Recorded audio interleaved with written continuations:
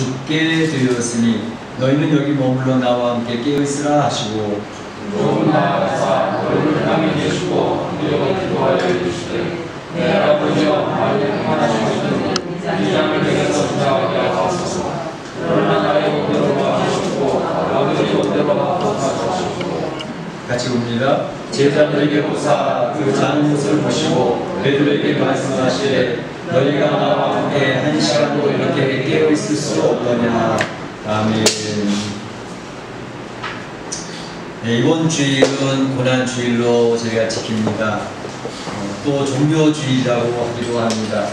그리고 이번 한 주간을 이제 고난주간으로 저희가 지키게 되겠는데, 이 한 주간에 주님께서 고난을 당하시고 십자가의 죽음을 향해서 한 발자국 한 발자국 나아가시는 그런 한 주간이 됩니다. 참으로 죽음을 향해서 나갈 때 우리 예수님, 그 고난당하신 예수님을 묵상하는 한 주간이 되어지길 원합니다. 이 세상 살고 있는 모든 인생은 죽음이 다가오게 되어지면 다 두려움에 떨게 되어져 있습니다. 어떻게 해서든지 죽음을 피해야 되겠다라는 것이 우리 인생의 본성입니다. 그래서 죽음이 다가오면 공포에 사로잡히고 피할 수 있는 것이 무엇일까, 이렇게 해서 죽음을 피하려고 하는 것이 우리들의 모습인데, 근데 희한하게도 우리 예수님께서는 그 죽음을 향하여, 안 죽으셔도 되는 분이 죽음을 향하여 두벅두벅 나가셨다고 하는 것은 저희들에게 큰 충격으로 다가오지 않을 수가 없습니다. 그래서 이번 주간 금요일 날 오전 9시에 십자가에 달리시죠. 그리고 6시간 동안, 그래서 오후 3시에 이제 운명을 하시는 그러한 것이 금요일, 성금요일, 굿프라이데이라고 하는 이 날이 있어서 이번 한 주간을 저희가 고난주간으로 지키게 되는 것입니다.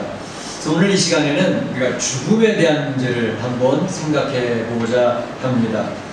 요즘 우한 코로나19 19로 인해서 많은 사람들이, 아니 전 세계가 공포 가운데, 패닉 가운데 빠져 있는 상황입니다. 이제 멕시코도 확진자가 자꾸 늘어나고 있지 않습니까? 아직까지 오르막길이기 때문에 점점 더 확진자가 늘어나게 될 것입니다. 뿐만 아니라 이제 이 확진자가 우리 교포 사회에 생겼다라고 하는 뉴스가 보도되면서 우리는 더욱더 두려움에 빠지고 있습니다. 왜냐하면 교포 사회에 확진자가 생겼다는 것은 우리 교민들이 더 전염될 가능성이 높아졌다는 것을 의미하기 때문에 더욱더 우리는 공포 가운데 빠지게 되는 것이죠.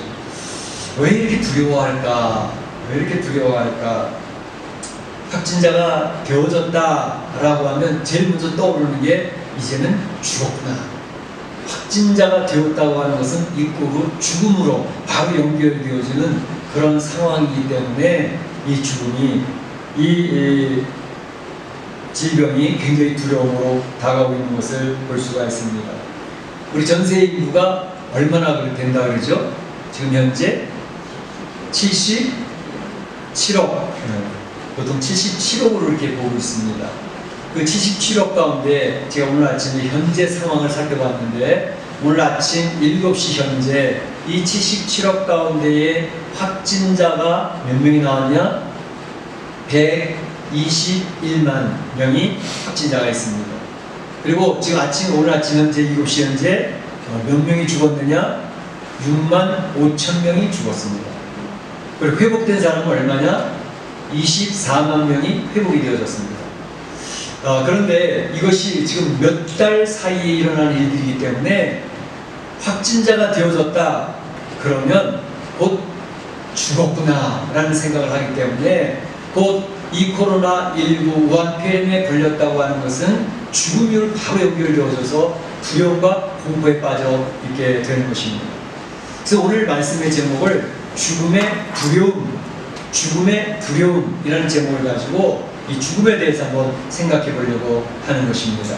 특별히 주님께서 십자가에 죽으신 죽음이 있었기 때문에 죽음에 대한 것을 묵상하는 것은 오늘 이 고난주일에 굉장히 의미가 있다고 보기 때문에 그렇습니다.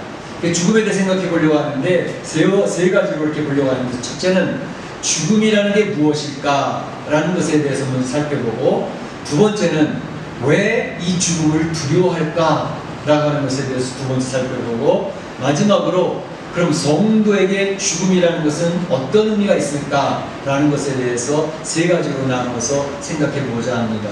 먼저 죽음이라는 게 무엇일까라는 것을 생각해 보려고 합니다. 죽음이 무엇일 것 같아요?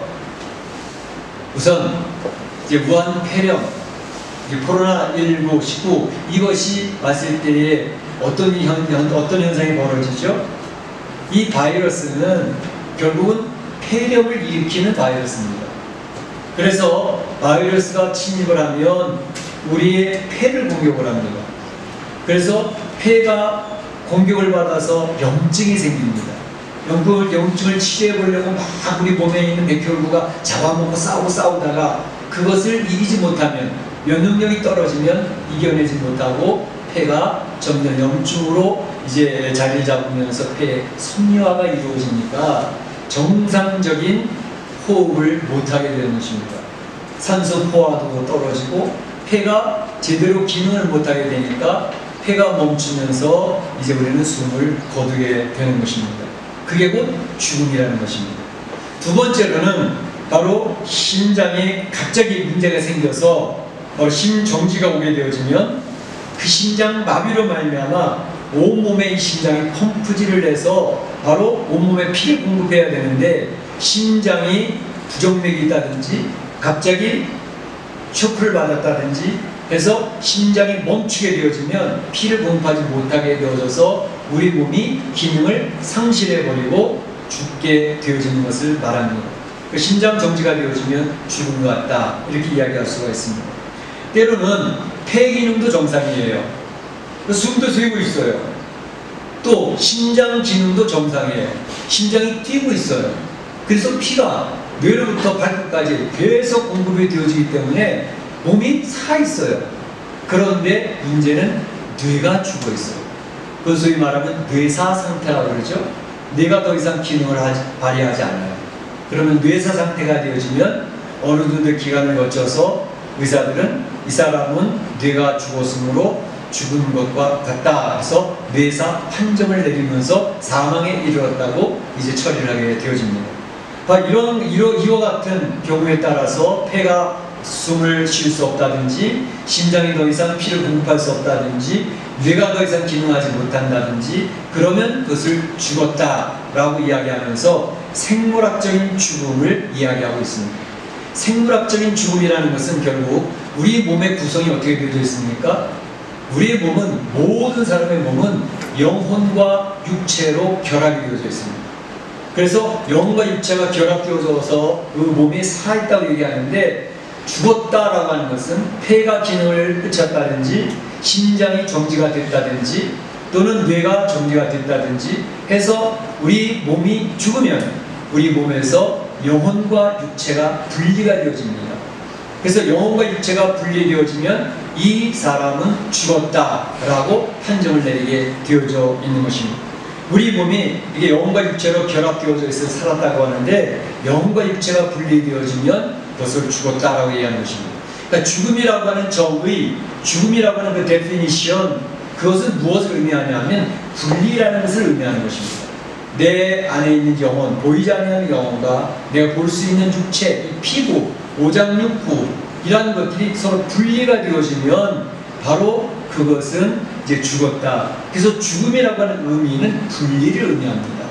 그런데 바로 이런 의미에서 볼 때 생물학적인 죽음 말고 또 다른 죽음이 있습니다.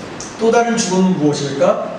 그것은 바로 영적인 죽음을 이야기하는데, 바로 하나님께서 사람을 만드실 때에 창세기 1장 26절에 보게 되면 하나님 이렇게 얘기하셨습니다. 우리의 형상을 따라 우리가 사람을 만들자. 창세기 1장 26절, 27절에는 또 이렇게 얘기하십니다. 하나님의 형상대로 사람을 창조하시되, 이렇게 했습니다. 그러니까 사람이라고 하는 존재는 하나님의 형상을 따라 지어진 몸입니다. 그래서 생기를 불어넣어서 흙을 빚고 그 빚어진 흙 위에 하나님의 생기를 불어넣어서 하나님의 형상으로 사람을 만들어 놓으신 것입니다. 그러니까 사람이라고 하는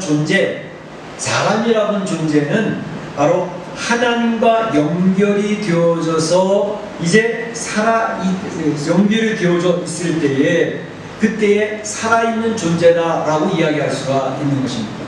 하나님과 연결이 되어져 있는 존재가 사람이라고 하는 정의가 이제 갖게 되어질 수 있는 것이죠. 그런데 바로 이 하나님과 관계가 끊어져 버리면, 하나님 연결이 되어져야 살아있는 생명인데 하나님 관계가 끊어져 버리면 바로 그것을 살아있다라고 이야기할 수가 없고 죽었다라고 이야기하게 되는 것입니다. 이제 아담과 하와가 에덴 동산에서 선악과를 먹었습니다. 하나님께서 선포하신 대로 선악과를 먹으면 정령 죽으리라 선언을 했는데, 아담과 하와가 선악과를 먹었는데 죽었나요? 살았나요? 어떤 중학생, 고등학생은 꼭 물어봐요. 목사님, 아담과 하와가 선악과를 먹으면 정령 죽으리라고 하나님이 말씀하셨잖아요. 그런데 선악과를 먹었는데 안 죽었잖아요. 그걸 하나님이 거짓말하신 건가요? 이렇게 질문을 해요. 굉장히 날카로운 질문같이 보입니다. 그런데 바로 거기에서 그 죽음이라는 무엇을 의미하겠습니까? 하나님의 형상대로 지음받은 아담 그리고 하와, 하나님의 말씀을 불순종하고 선악과를 먹었습니다. 그런데 그가 죽어야 되는데 육체적으로 살아있습니다. 거기서 죽음이라는 것은 무엇을 의미할까요? 바로 하나님과 연결되어져서 교제가 되어져야 될 아담과 하와가 하나님과의 관계가 끊어져서 더 이상 하나님과의 교제가 이루어지지 않고 끊어져 가게 되어졌다. 그래서 영적인 죽음이 아담과 하와에게 먼저 왔고, 그 결과로서 육체의 죽음도 필연적으로 따라오게 되어져서 하나님의 말씀, 정령 죽으리라고 하는 말씀은 그대로 이루어졌다는 사실을 우리 성도들은 잘 이해를 할 필요가 있다고 하는 것입니다. 그런 의미에서 보게 될 때에 저는 제자 훈련을 할 때든지 이럴 때 종종 이렇게 설명을 합니다. 지금 앙해탑 주변에 많은 사람들이 오고 가고 있습니다. 근데 앙해탑 주변에 많은 사람이 오고 가고 있는데 저는 그때 그런 이야기를 합니다. 야, 앙해탑 주변에 죽어 있는 사람들이 많이 걸어 다니고 있네 라고 표현을 할 때 그 말이 이해가 되어집니까? 죽어 있는 사람이 걸어 다닐 수가 있습니까? 그런데 그 말이 어떤 의미에서 맞는 말일까? 곧 육체적으로 살아있어서 숨도 쉬고 심장도 뛰고 있고 뇌도 활동을 하고 있어요. 그래서 앙해탑 주변에 관광객들이 많이 몰려옵니다. 그런데 그 중에는 바로 하나님과의 관계가 끊어져서 하나님을 알지도 못하고 하나님의 사랑을 받아들이지도 않고 그저 육체에 숨쉬고 심장이 뛰고 그런 생물학적인 삶을 살아가고 있는 존재들이 이 세상에는 얼마든지 있다라고 하는 것을 의미합니다. 그러니까 죽어있는 사람이 걸어다니고 있네 라고 하는 것은 생물학적으로는 살아있지만 영적으로는 죽어있는 사람이라는 존재를 의미할 때 그렇게 설명되어질 수가 있다라고 하는 것입니다. 그래서 죽음이라고 하는 것은 바로 이제 생물학적인 죽음도 영과 육체가 분리되는 것을 주었다 얘기하는 것처럼 영적인 죽음도 하나님과 반드시 연결되어져서 하나님과 교제가 이루어져야 될 인생인데 하나님 관계가 분리되어져 있으면 그 사람은 생물학적으로는 살아있을지 모르지만 영적으로는 죽은 존재다 라고 하는 것을 꼭 기억할 때 분리라고 하는 의미에서 죽음은 설명될 수 있다 라고 하는 것입니다. 이러한 내용을 우리 성도들이 밝히 이해를 하고 잘 마음에 정리할 수 있으면 좋겠습니다. 두 번째로 생각해 볼 내용은 뭐냐 하면 죽음이 왜 두려운가 하는 것입니다. 죽음이 왜 두려울까? 죽음 그러면 아무도 가르쳐주지 않는데 두렵습니다. 무섭습니다. 왜 그럴까요? 한번 생각을 해보자는 것이죠. 죽음이라고 하는 것은 많은 사람들이 어린아이들도 가르치지 않는 바로 알아요. 아, 끝났구나. 삶이 끝이구나. 라고 하는 것을 직감적으로 느끼고 있는 것입니다. 다시 말하면 죽음은 끝이다. 라는 생각을 하고 있는 것입니다. 좀 더 구체적으로 설명을 해보면 죽는다 라고 하는 것은 늘 보고 경험하고 느끼고 체험하던 세상 삶이 단절되는 것을 의미합니다. 그렇죠? 죽으면 오늘 보고 있었던 이 세상의 것들이 더 이상 나하고 관계없는 것들이 되어지게 되는 것입니다. 그러니까 단절이 돼요, 세상. 죽으면 곧 내가 살아갔던 내 이웃이 있어서 나하고 참으로 친하게 지내는 친구들과 단절이 생깁니다. 더 이상 이웃을 볼 수도 없고 친구를 만날 수 없는 끝이 왔다는 것을 알고 있어요. 두려운 거예요. 또 죽음이 왔다라고 하는 것은 내 사랑하는 아내, 내 사랑하는 남편 더 이상 볼 수도 없고 더 이상 대화를 나눌 수도 없어. 내 사랑하는 존재를 나는 놓아야 되는 상황이 온다는 것을 의미합니다. 얼마나 두려워요.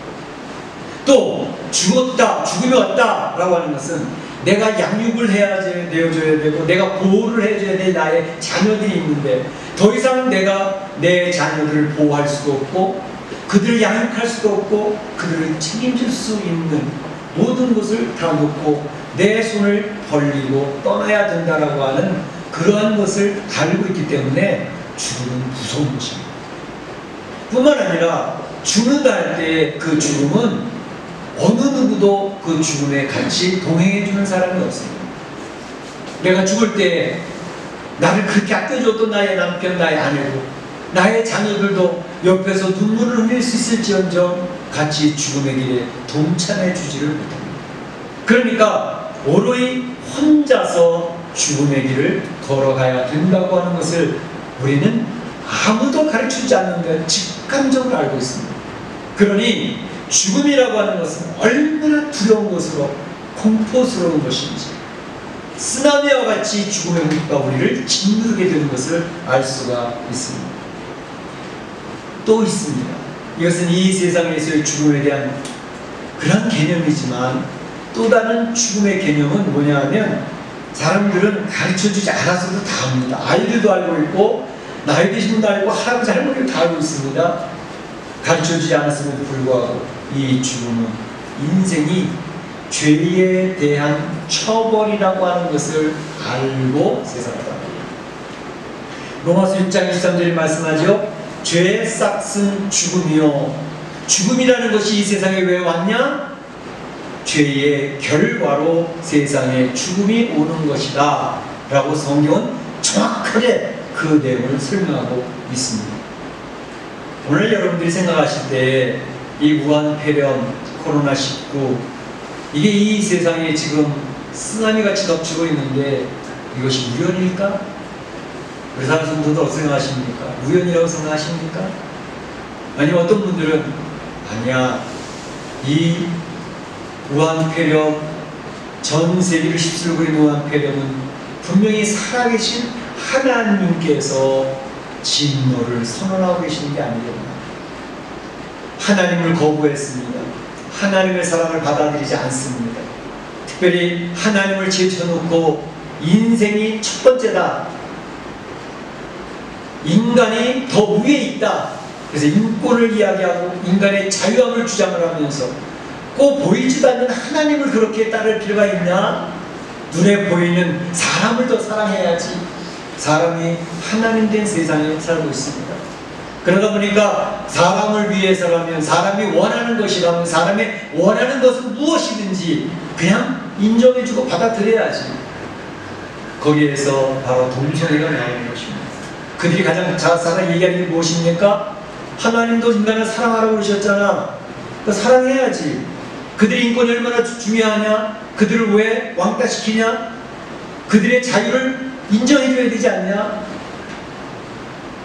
바로 이러한 것에 대해서 하나님을 제쳐두고 하나님을 없수인 여기고 하나님의 거부한 오만 방자함을 보이는 이런 세상이 되어졌기 때문에 하나님께서는 진노를 표현하신 것이 아니겠습니까? 물론 이 전염병 무한폐렴에 대해서 사람마다 자기 가치관에 따라서 해석하는 게 다 다를 수 있습니다. 그러나 적어도 우리 신앙인들의 입장에서 성경적인 가치관을 가진 사람들이 보는 관점은 바로 이러한 때에 지혜를 가져야 된다고 하나님이 이렇게 전 세계적으로 이러한 전염병을 허락하신다고 하면 분명히 우리 신앙인들은 자기 스스로를 돌아볼 필요가 있지 않나. 과연 하나님과 밀접하게 연결되어진 그런 삶을 살고 있지 못했던 우리의 모습. 하나님 앞에 하나님의 이름은 부르고 있었지만 하나님을 둘째 셋째로 제쳐놓고 내가 우선이야 라고 살았던 그런 모습에서의 하나님 앞에 무릎 꿇는 모습이 우리에게 있어야 되지 않을까.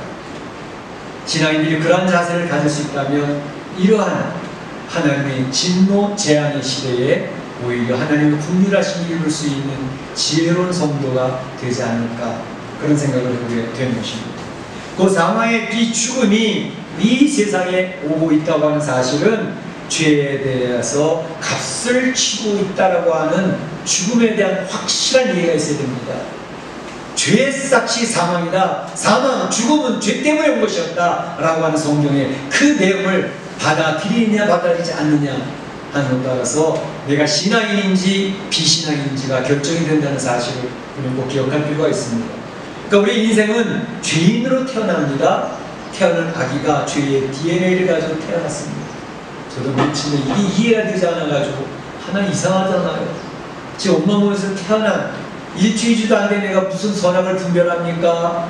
무슨 거짓말을 했습니까? 무엇을 훔쳤습니까? 근데 그 애가 왜 죄인이지요? 전 그 고민 때문에 굉장히 오랫동안 고민을 했던 적이 있습니다. 근데 나중에 태어난 아기도 죄인이군요 라는 것이 인정되어지는 순간 저는 인생은 죄인 맞다. 나도 죄인.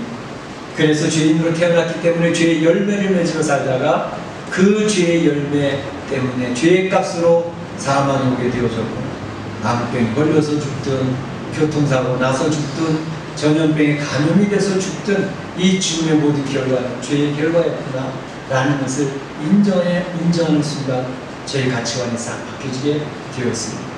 그러니까 죄의 값이기 때문에 처벌이 오는 것이고, 그 처벌, 죄의 값에 대한 처벌이니까 죽으면 얼마나 고통스럽고 두려움의 상대가 되겠습니까? 두려울 수밖에 없는 것입니다. 그런데 이것을 이제 예수님의 관점에서 보는 거예요. 오늘 같이 교독한 말씀을 보게 되면 예수님의 죽음으로 지금 한 발짝 한 발짝 나아가고 계신 게 있지 않습니까?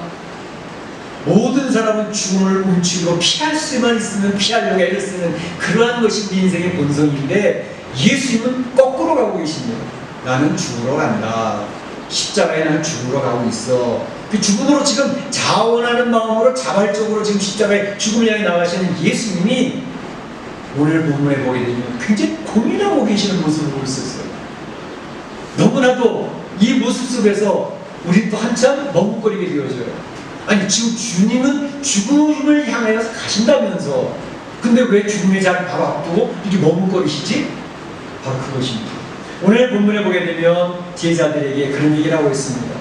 내가 매우 고민하여 죽게 되었으니, 내가 매우 고민한다. 죽게 된 것에 대해서 매우 고민하고 있다. 함께 기도 좀 해주렴. 한시도 깨어서 나와 함께 기도해 줄 수 없냐? 나와 함께 고난에 동참해 줄 수 없냐? 라고 이야기하는 주님의 속삭임을 듣게 되면서 하나 생각을 하게 됩니다. 예수님이 말씀하시는 거죠. 하나님 앞에 기도하면서도 기도 속에서 예수님의 솔직한 고백을 이야기하고 있습니다. 내 아버지요, 내 아버지요, 만약 할만하시거든 이 잔을 내게서 지나가게 하옵소서. 이 잔을 내게서 지나가게 하옵소서. 이 잔이 뭐죠? 고난의 잔, 죽음의 고통. 이 죽음을 지나갈 수 있게 하실 수 없겠습니까? 이 죽음을 지나서 하나님의 뜻이 이루어질 수 있는 방법은 없으실까요? 예수님이 고민하는, 하나님 앞에 예수님의 그 고민하는 모습을 보시지 않습니까? 예수님께서 십자가에 달려 돌아가시면서 이 칠원가상이라고 하는 말씀 있잖아요. 거기서 무슨 얘기를 하십니까? 엘리 엘리 라마 사박다니, 엘리 엘리 라마 사박다니, 나의 하나님, 나의 하나님이 어찌하여 나를 버리시나이까. 이게 지금 하나님의 아들이신 예수님의 외침입니다. 엘리 엘리 내가 사왔다. 나의 하나님 나의 하나님 어찌하여 나를 버리시나이까. 여러분, 이 예수님의 외침을 들으면서 여러분 무슨 생각이 듭니까? 죽음을 향하여서 자발적으로 걸어가시던 예수님이 겟세마네 언덕에서 내가 심히 고민하여 죽게 되었으니 나와 함께 기도하면서 고난에 동참해주면 안 되겠니? 십자가에 달려 돌아가시면서 나의 하나님 나의 하나님 어찌하여 나를 버리십니까? 나를 버리십니까?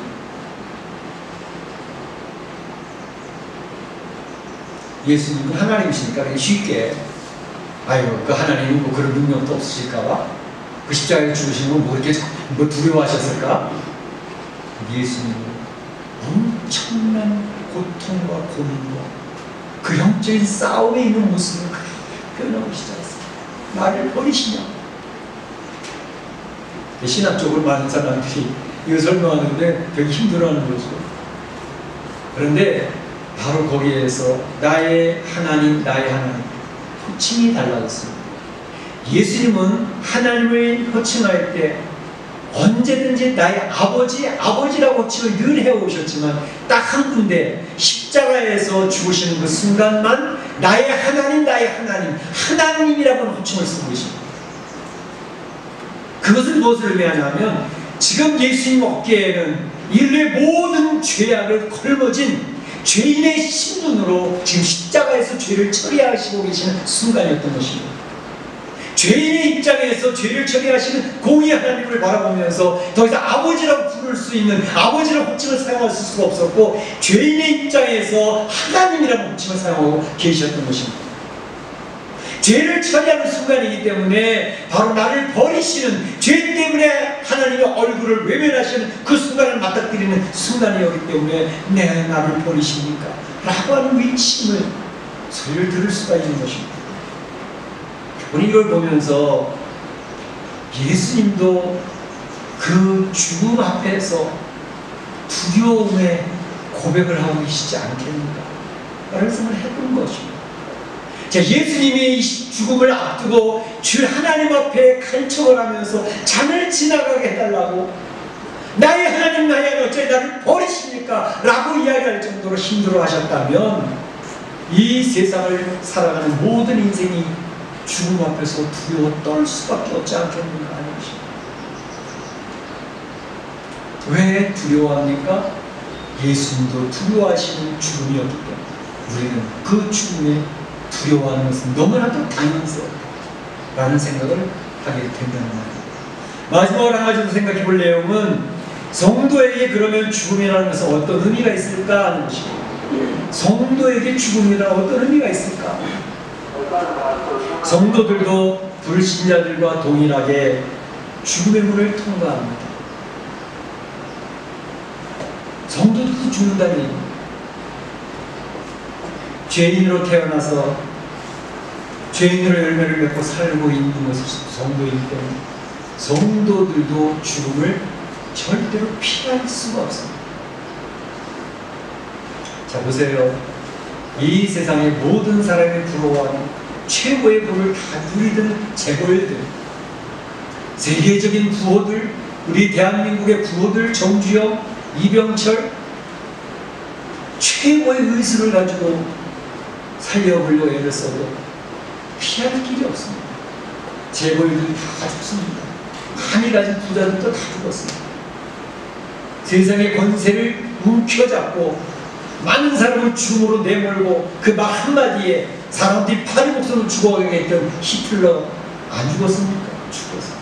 진시황도 죽었습니다. 세상에 최고의 권력, 갖고 싶은 권력은 다 가지고 어느 누구도 이 세상에 아직까지 살아남은 자가 한 명도 없습니다. 다 죽습니다. 그러면 신앙인은 안 죽을까요? 어떤 분들은 이 무한 코로나19로 인해 가지고 하나님 성도들은 딱 지켜줘가지고 성도들은 안 죽겠지? 그러면 얼마나 좋겠어요. 그런데 성도들도 그 안에 포함이 되어서 떠나고 있습니다.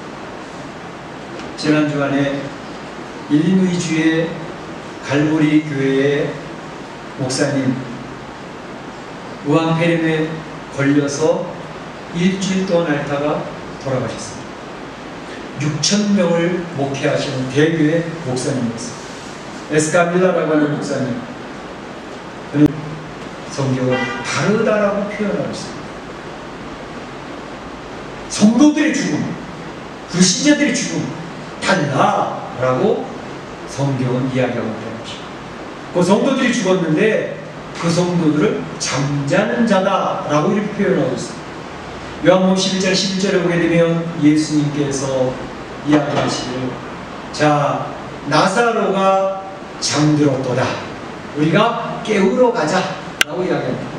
도마는 알지 못하고, 아니 잠들었으면 좀 더 깨어나겠죠 뭐. 그랬더니 예수님이, 아니 나사로는 죽은 거야 라고 이야기합니다. 나사로가 분명히 죽었는데 예수님은 잠들었도다 라고 설명을 하고 계십니다. 사도 바울은 데살로니가전서 4장 13절에 그 성도들의 죽음에 대해서 이렇게 표현합니다. 자는 자들에 관하여 알지 못함을, 자는 자들, 그 성도들의 죽음에 대해서 데살로니가 성도들은 굉장히 당황스러워했습니다. 예수님이 제일 곧 올 줄 알고 예수님 오심을 기다리고 있었던 성도들인데 기다리다가 자꾸 죽어가는 거예요. 아니 바울 선생님, 예수님이 제일 하신다면서요? 근데 저 죽은 사람들은 어떡합니까? 우리 형제 자매, 우리 남편, 우리 아내, 내 자녀들은 어떡합니까? 자는 자들에 대해서 내가 잘 알기를 원한다라고 설명을 합니다. 성도들은 죽었어도 생명의 부활로, 요한복음 5장 29절에 있는 것처럼 생명의 부활로 다시 일어날 것을 하나님은, 예수님은 선포하시면서 성도들은 자는 자들이다 이렇게 표현을 하고 계시는 것입니다. 어떻게 이러한 하나님의 역사가 있을까요? 우리가 늘 설교 말씀을 통해서 여러 번 설교했던 내용 그대로입니다. 다시 말하면 예수님께서 우리 인생의 죄값을 다 치우시고 죄값을 갚아주셨다는 거예요. 다른 표현으로 다 이뤘다 그랬죠. 테텔레스타이라고 경제적인 용어를 사용했다고 그러셨죠. 채무자가 채권자에게 빚을 냈던 것을 다 갚고 선언하는 것이 테텔레스타이, 나는 더 이상 갚을 것이 없어 라고 선언하는 것이라고 그랬죠. 예수님 십자가에서 죽으시면서 우리 인류의 모든 죄를 사탄이 요구하고 마귀가 요구하고 죄값을 내라고 요구하는 그들에게 예수님은 내가 다 갚았잖아, 더 이상 나의 자녀들에게 죄값을 요구하지 마라 라고 막아주셨던 것입니다. 우리는 그것을 믿는 것입니다. 우리 믿음으로 바로 하나님, 예수님이 행해 놓으신 그 하나님의 역사를 믿음으로 받아들여서 내가 받아야 될 죄에 대한 처벌, 죽음에 대한 문제를 해결받았다고 하는 것을 이야기하는 것입니다. 내가 잘해서 죽음에 면제되는 게 아니고 예수님이 십자가에서 내 죄의 값을 치우셨기 때문에 그걸 내가 믿음으로 죄에 대해 더 이상 처벌받지 않아도 되는 면책의 특권을 누리게 되었다는 것은 바로 이것이 예수 그리스도의 은혜입니다. 하나님의 은혜입니다. 믿으시기를 축복합니다. 받아들이시기를 축복합니다. 바로 이것이 신앙의 핵심인 것입니다. 그래서 예수 믿는 사람은 죽음에 대한 문제를 해결받은 사람이 되는 것입니다. 어떤 분들은 그래요. 우리 성도들도 믿는 사람 다 죽는다고 그러는데 그 죽으면 이게 어떻게 돼요? 그래서 죽은 이후에 대한 내용이 성경을 통해서 잘 정리가 안 되신 분들은 굉장히 혼돈하는 가운데 있어요. 다시 말하면 내가 지금 죽으면, 오늘 죽으면 제가 지옥에 가나요? 천국에 가나요? 아니면 이것도 그것도 아니면 내가 부활할 때까지 귀신처럼 인생 떠돌다가 부활할 때 영혼이 분리된다고 그랬으니까 육체는 흙에 묻히든지 또는 화장이 되어서 뿌려졌든지 하지만 내 몸에서 분리된 내 영혼은 귀신처럼 인생 돌아다니다가 예수님이 다시 내 육체를 부활할 때까지 어떻게 있는 겁니까? 성도들이 그것도 정확하게 잘 알고 계실 필요가 있습니다. 물론 캐릭 같은 데서는 연옥소를 주장을 합니다. 그래서 연옥에서 대기하고 있다가 이 세상 사람들이, 그 자녀들이, 그 후손들이 잘 그를 위해서 중보하고 기도해주면 그가 저곳에 하나님 나라로 간다라고 가르치는 그런 연옥소 교리가 있습니다. 성경 그것을 이야기하지 않습니다. 성경에서 이야기하는 것은 무엇일까? 자, 두 가지 성경의 내용을 설명해 드리겠습니다. 예수님이 십자가에 못 박혀 돌아가실 때 양쪽에 강도들이 있었습니다. 십자가에 처형받아 죽어야 될 만한 중범죄를 저지른 사람들입니다. 이 세상 살아갈 때 착한 일이라든 부재하는 일이라든 선하게 산 것이 거의 없는 그러한 강도들이 예수님과 동일하게 죽음을 당하였습니다. 한편 강도가 이야기합니다. 주님, 주님의 나라에 임하실 때 저를 기억하여 주옵소서. 예수님의 선언이 무엇이었죠? 오늘 네가 나와 함께 낙원에 있으리라. 할렐루야. 할렐루야. 강도도 죽고 예수님도 죽습니다. 그런데 바로 그 순간, 죽음에 임한 그 순간에 예수님은 앞으로 10년, 20년, 아니 1000년 이후에 있다가 너 낙원에 오게 될 거야. 나와 함께 그렇게 이야기하지 않았습니다. 오늘 지금 이 시간 나와 함께 낙원에 있으리라. 할렐루야. 바로 우리가 숨을 멈추는 그 순간 우리 성도들은 우리 육체와 영혼이 분리되어져 가지고 이 세상을 귀신처럼 떠돌다가 주님 부활할 때 기다리는 대기 상태가 아닙니다. 바로 주님이 계시는 낙원, 그 낙원에 있게 되는 것입니다. 낙원에 있다가 우리가 예수님이 말씀하신 대로 예수님이 재림할 때 우리 몸이 부활되어진 그때 부활되어진 육체를 입고 주님과 함께 있던 낙원에서 영생을 누리는 하나님의 나라로 바로 옮겨가는 것입니다.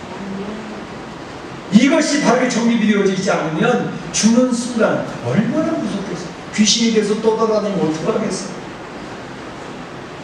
바로 거지 나사로가 부잣집 앞에서 죽었습니다.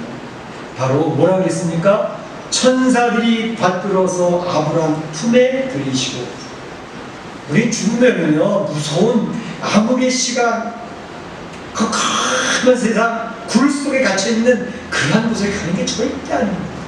우리 성도들은 내가 지금 숨을 멈추게 되어지면 바로 주님이 계시는 낙원에 가서 주님의 얼굴을 대하여보며 오케스트라가 찬양을 하며 하나님 사랑하는 성도들이 있는 그곳에서 더불어 누리게 되는 하나님의 나라를 바라보시기를 축원합니다. 축원합니다. 그렇기 때문에 성도들의 죽음은 결코 두려운 것이 아닙니다. 오히려 성도들은 죽음이 기대되어지는 것입니다. 왜 기대가 될까요? 성도들은 사실 이 세상 살면서 갈등이 많은 사람들이 성도입니다. 어떤 갈등? 일단 예수님을 영접해서 세례도 받고 하나님의 자녀로 살아가는데 세상 살아가는 내 모습을 보니 너무 형편없어요. 주에 와서 예배를 드린다는 것 뿐이지 살아가는 모습은 안 믿는 불신자들과 거의 별반 차이가 없어 보여요. 그 안에 하나님의 법을 따르고자 하는 내 하나님의 영이 있고 내 육신의 소욕대로 살려고 하는 그 갈등이 내 안에서 계속되는 거예요. 그래서 어떤 면에서 성도들 죄책감이 훨씬 더 강합니다. 신앙적으로 예민해지면 예민해질수록 죄에 대한 인식이, 죄에 대한 민감함이 더 강해지는 것입니다. 그게 갈등이 있어요. 또 한 가지는 이 세상을 살아보는데 하나님이 말씀하셨던 유토피아가 이 세상에 안 이루어져요. 이 세상에 살아가는 사람들, 권세를 가진 사람이나 조그만 주권이 많은 권세도 있어도 그걸 가지고 얼마나 이기적으로 살아, 부정부패, 자기만을 위해서, 나만을 위해서 살아가는 그러한 모습으로 왜? 죄성으로 가지고 태어났은 세상 살아가는 공동체 모든 사람들이 모이면은 겉으로는 교육을 받고 절제를 하면서 서로를 배려하고 서로 돕는같이 보이지만 기본적으로 잔인성이 있습니다. 기본적으로 이기심이 있습니다. 그것이 내 죄성이 통제되지 않을 때 폭발적으로 나타나는 거예요. 그것이 사회입니다. 그러니까 이 사회 속에서 공의를 보기보다 사회에서 부정부패를 보는 것이 훨씬 쉽고 훨씬 실제적입니다. 그러니까 그런 가운데 살아가는 성도들이 얼마나 고통스럽습니다. 신앙생활하는데도 얼마나 고난과 핍박, 환난을 각오하고 신앙생활을 해야지요. 지금이나 우리가 예배를 드릴 수 있는 건 얼마나 큰 자유인지 모릅니다. 나중에 예배 드릴 수가 없는 때가 옵니다. 지금 우리가 그것을 경험하고 있는 중입니다. 예배 드릴 수 없는데 너희 어떻게 예배를 드리게 되는지 한번 경험해봐라. 지금 맛을 보게 하시는 중이라니까. 마지막 때에는 이 정도도 안 됩니다. 교회 와서 예배를 드려요? 생명을 내걸고 나와요. 죽을래 예배 드릴래. 그러한 때가 우리가 지금 훈련받고 있는 죽음. 그런데 그 죽음이라고 하는 문제가 바로 우리를 가장 두렵게 하는 것입니다. 질병으로 인해서 내가 죽는 것도 두렵고, 청칼을 갖다 대고 너 예수님 믿고 예배를 드리는 자리에 갈래? 아니면 죽을래? 얼마나 두렵습니까? 그 죽음에 대해서 난 죽으러 갈래! 그럴 만한 사람이 거의 없다니까요. 예수님은 두려웠다고 그랬지 않습니까? 그런데 하나님 힘을 주시고 기도부터 능력을 더리고 평소에 계속 자기를 다짐하면서 훈련이 되어져야 겨우 흉내를 내볼까 말까 합니다. 지금 우리는 그 훈련을 받고 있습니다. 특별히 가장 중요한 것은 내 의식입니다. 죽음에 대한 나의 정리. 내가 죽음을 무서워하고 두려워하고 공부 가운데 빠지느냐, 아니면 그 죽음을 그리워하고 기대하고 있는 내 안에 있는 갈등이 끝나는 게 내 죽음이십니다. 이 세를 부정부패를 이겨나갈 수 있고 하나님의 공의를 바라보는 그때가 내가 죽는 순간, 아니면 죽음이 재림하는 순간, 우리 성도들에게는 이 죽음의 나라가 소망인 것입니다. 왜 믿은 사람 소망을 누리냐? 소망, 바로 이 세상의 모든 삶, 내 육신의 허물을 벗어버리고 완전한 죄가 더 이상 튼튼히 못한 하나님의 나라에서 오케스트라와 함께 찬양과 경배를 드리면서 공의가 이루어진 모든 성도가 서로 미소 짓고 웃고 있고 서로 배려하고 있고 진실된 사람을 나누는 하나님 나라를 가게 된다는 것이 얼마나 큰 소망입니까? 우리 기대 아닙니까? 그럴 때 성도는 죽음을 소망으로 기다리는 사람이고 그리워하는 사람이 되어져야 한다는 것입니다. 죽음을 그리워하는 사람은 더 이상 죽음이 우리를 막아낼 수가 없습니다. 우리 사랑 성도들이 이 죽음에 대해서 더 이상 공포나 두려움을 느끼기보다는 하나님 앞에 기도하고 자꾸 내 마음을 다짐하면서 기대감을 갖고 그리움을 가지면서 소망을 이겨내실 수 있기를 축복합니다. 코로나19 이 공포 속에서 죽음의 두려움 우리를 억누르고 있는 가운데 있습니다. 소망 가운데 담대함을 가지시고 승리하실 수 있기를 주님의 이름으로 축원합니다. 축복합니다. 다시 기도하겠습니다. 정말 나는 죽음에 대한 문제가 정리가 되어져 있는 사람인가? 신앙인으로서 죽음을 어떻게 지금 맞이할 준비하고 있는가? 기도하시는 성도들이 되시길 바랍니다. 기도하겠습니다.